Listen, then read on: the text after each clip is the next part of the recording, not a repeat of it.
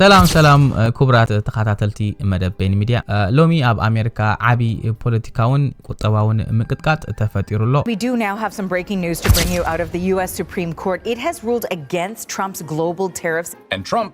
is not happy about it. They're very unpatriotic and disloyal to our Constitution. In Trump ላዕለዋይ ቤት ፍርዲ ኣሜሪካ ነቲ ዶናልድ ትራምፕ ከም ቀንዲ ዓንዲ ሕቆ ስልጣኑ ዝጥቀመሉ ዝነበረ ፖሊሲ ማለት ታሪፍ ኣፍሪስዎሎ እዚ ናይ ቀረጽ ምፍራስ ቤት ፍርዲ ኣብ ልዕሊ ዶናልድ ትራምፕ ዝኣወጆ ዓለም ለኻዊ ታሪፍ ሓደ ዓቢ ውሳነ ሂቡ ትራምፕ ድማ በዚ ውሳነ እዚ ኣዝዩ ተቆጢዑ ዘሎ እቲ ውሳነ ሃገራዊ ስምዒት ዘይብሉን ንቁዋም ሃገር ዝጠለመን ክብል ገሊጽዎ The Supreme Court's ruling on tariffs is deeply disappointing.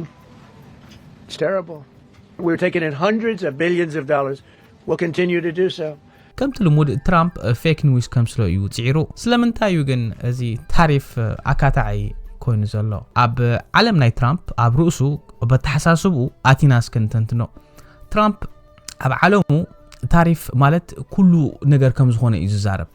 نعاتاتهم تعريف اب مزغب قالات كاب زلو قالات ات زبلص قال كم مخان يز نغروم كوم يري خاص معنا قني حاجرات بتعريف جيروم اتوس يقعبتو كمون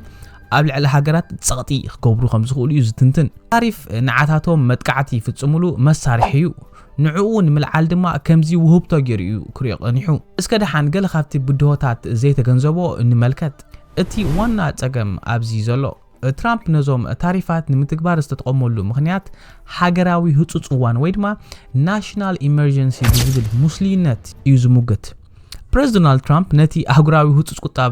ቁጠባዊ ስልጣን አዋጅ ማለት IEEPA ተጠቂሙ ነቲ ዘሎ ናይ ንግዲ ጉድለት ቁጠባዊ ጸገም ጥራይ ዘይኮነስ አንኮራ ሃገራዊ ህጹጽ ሓደጋ እዩ ክብል እዩ ቀረጽ ጽዕንዎ ቀንዲ ካብዚ ዝተገንዘብና ህዝቢ ካናዳ ኢና ግን ስለምንታይ እዩ እዚ ህጹጽ ዝብል ዘሎ ምኽንያት ካብ ንቡርን ልሙድን ኣሰራርሓ እንታይ ዝፈልዮ ፕሬዝዳንት ኣሜሪካ ብገዛእ ርእሱ ታሪፍ ናይ ምጽዓን ስልጣን ይብሉ በምንም ተኣምር ፕሬዝዳንት ትራምፕ ባዕሉ ታሪፍ ክገብር ኣይክእልን እዩ እንተኾነ ግን ናሽናል ኢመርጀንሲ ብዝብል ኣምር እዚ ታሪፍ ክገብር ይኽእል እዩ ሕጊ መንግስቲ ኣሜሪካ ግን ንጹር እዩ ቀረጽን ግብርን ናይ ምእካብ ስልጣን ናይ ኮንግረስ ወይ ድማ ናይ ባይቶ ከም ዝኾነ ብንጹር ኣምቢርወሎ ፈጺሙ ናይ ፕሬዝዳንት ኣይኮነን ትራምፕ ነዚ ንምዝላፍ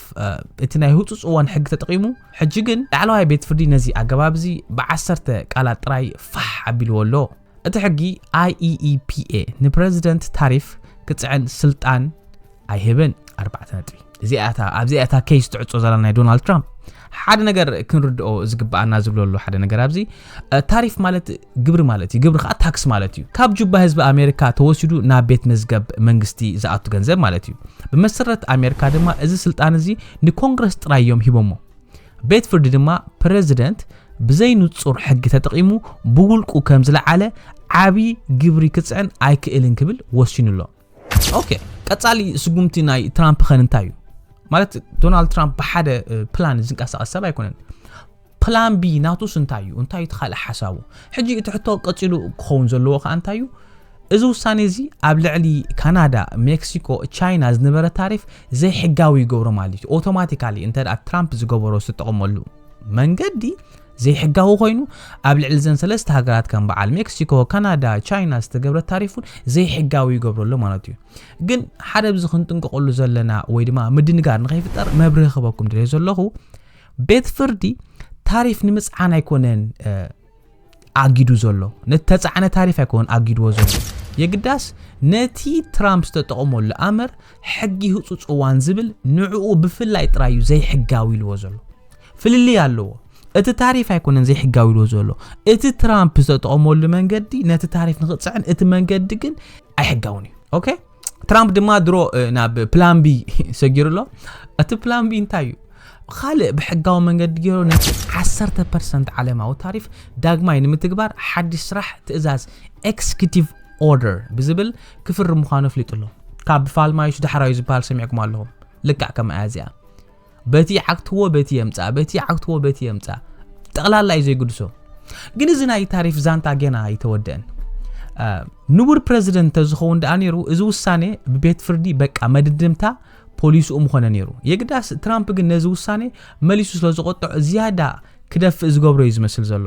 ክቡራትን ሕቡራትን ቤተሰብ ቤኒ ሚድያ ጉዳይ ከምዚ ዘለኹም ትርእይዎ ኣብ ኮመንትስ ከመይ ከም ትዕዘብዎ ጽሓፉልና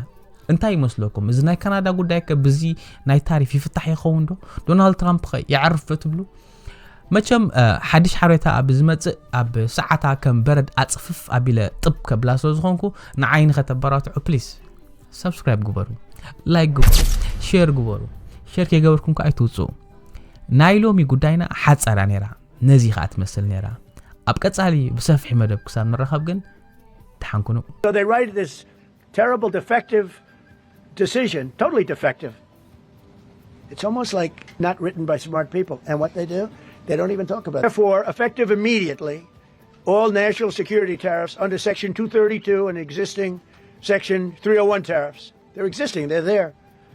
remain in place, fully in place, and in full force and effect. Today, I will sign an order to impose a 10% global tariff under Section 122 over and above our normal tariffs already being charged. And we're also initiating several Section 301 and other investigations to protect our country from unfair trading practices of other countries and companies.